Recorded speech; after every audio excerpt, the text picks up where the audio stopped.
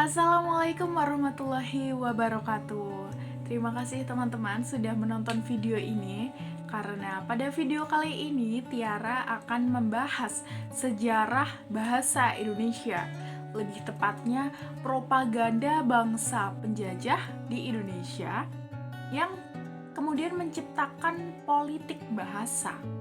Nah, dari sejarah bahasa Indonesia itu sendiri, Tiara akan membahas bagaimana pergolakan bahasa-bahasa daerah atau bahasa-bahasa asing bahkan yang kemudian uh, tercipta satu persaingan yang memenangkan satu bahasa yang kemudian dijadikan sebagai bahasa nasional, yaitu bahasa Indonesia, bahasa persatuan bangsa Indonesia.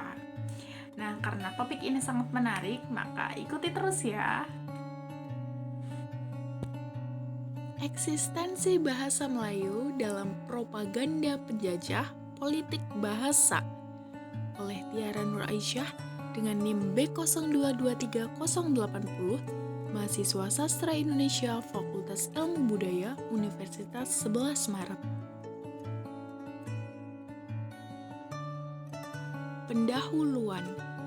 Bahasa Indonesia saat ini adalah hasil dari pencetusan Sumpah Pemuda pada 28 Oktober 1928. Hal tersebut tercantum dalam Undang-Undang Dasar Republik Indonesia pada 1945 pasal 36, yaitu bahasa Indonesia dilihat dari strukturnya merupakan ragam dari bahasa Melayu.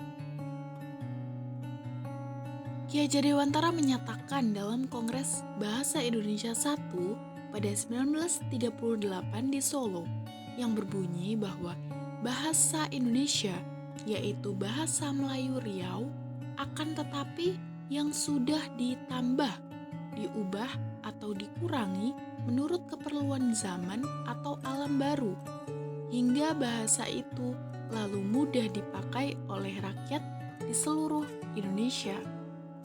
Nah, pembaruan bahasa Melayu hingga menjadi bahasa Indonesia itu harus dilakukan oleh kaum ahli yang beralam baru, ialah alam kebangsaan Indonesia. Dikutip dari tim redaksi Kamus Besar Bahasa Indonesia Pusat Bahasa 2008. Kuncoro Ningrat pada 2008 mengatakan bahwa pada 1930 penutur bahasa Melayu sebanyak 1,5 juta orang, sedangkan penutur bahasa Jawa sebanyak 42 juta orang. Sementara itu, justru bahasa Melayu menjadi akar bahasa Indonesia daripada bahasa Jawa.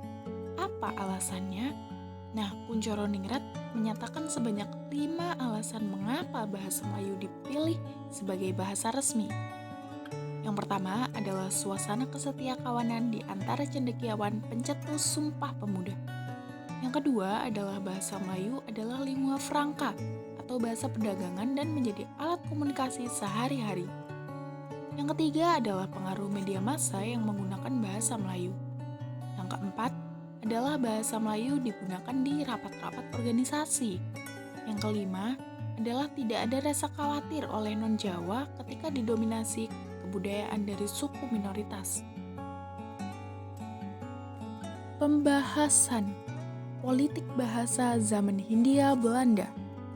Pada abad ke-20, Belanda membuat kebijakan untuk meningkatkan pengetahuan bahasa Belanda kepada pribumi lapisan atas.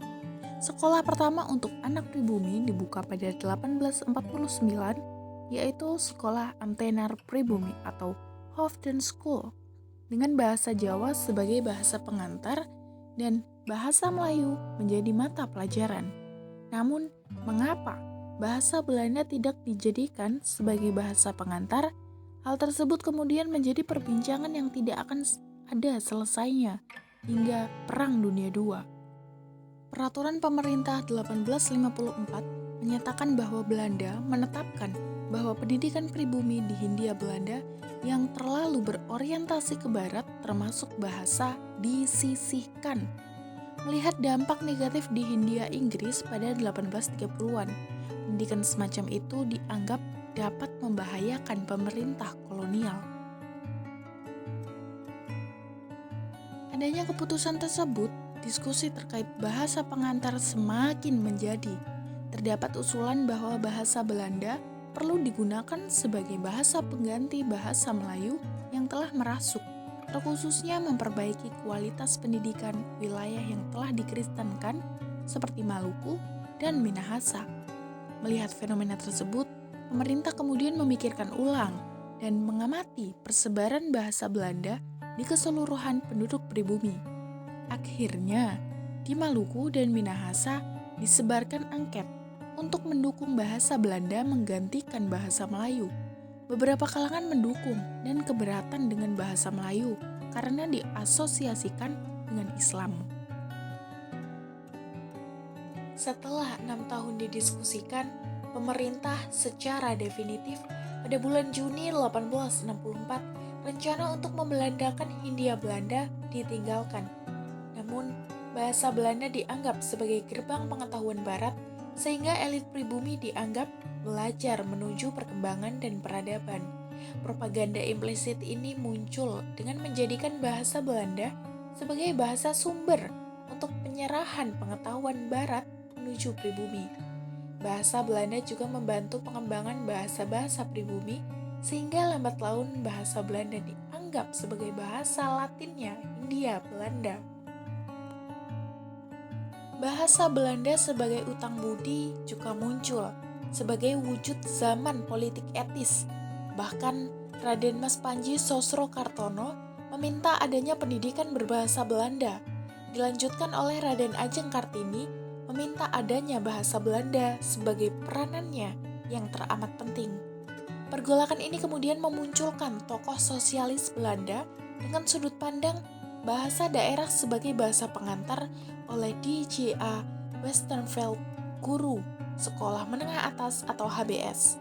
Sedangkan wakil dari bahasa Belanda sebagai pengantar justru muncul dari seorang dokter Jawa, yaitu nasionalis Cipto Mangunkusumo. Nah, debat tersebut berlangsung di Semarang pada akhir 1915 yang menarik banyak perhatian.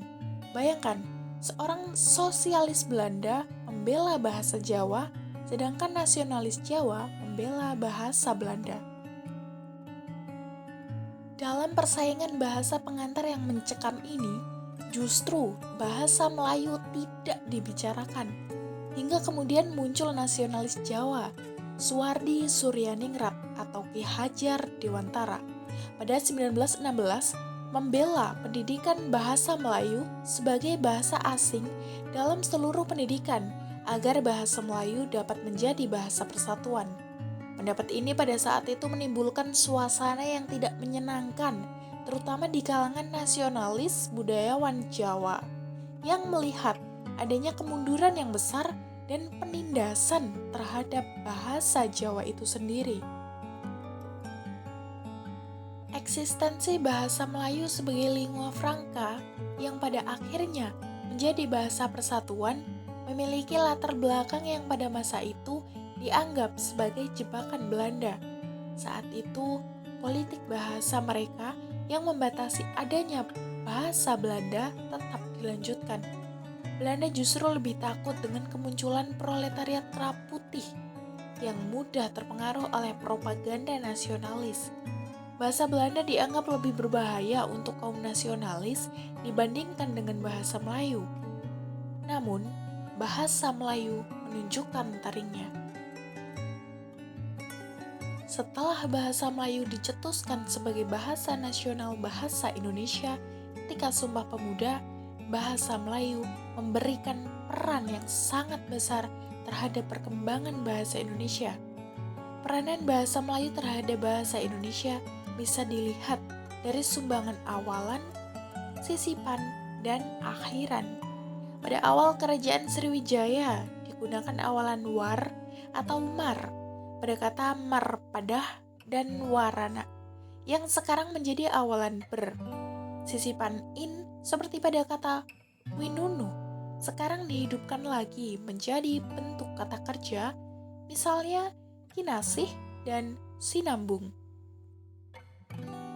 Bahasa Melayu menyumbangkan kosakata dari 7 dialek yang dimilikinya terhadap bahasa Indonesia. Ketujuh dialek tersebut meliputi 1. Dialek Melayu Jakarta, 2. Dialek Melayu Jambi, 3. Dialek Melayu Kalimantan, 4. Dialek Melayu Malaysia, 5. Dialek Melayu Medan, 6. Dialek Melayu Manado, 7. Dialek Melayu Riau. Nah, sekarang kita sudah masuk ke bagian kesimpulan. Propaganda Belanda terhadap penentuan bahasa pengantar bagi rakyat pribumi Hindia Belanda menciptakan pergolakan yang masing-masing bahasa ingin menjadi bahasa pengantar. Dari adanya pergolakan yang cukup serius itu, Belanda sebagai penjajah tetaplah melakukan upaya propaganda terselubung meskipun bahasa Belanda pada akhirnya kalah oleh bahasa Melayu. Namun, eksistensi bahasa Melayu menciptakan perannya sendiri terhadap perubahan dan kemajuan bangsa Indonesia. Bahasa Melayu sebagai bahasa ibu, bahasa akar, bahasa persatuan menuju bahasa Indonesia adalah bahasa yang semestinya perlu diketahui sejarahnya sehingga memberikan rasa nasionalisme yang tinggi terhadap bangsa Indonesia.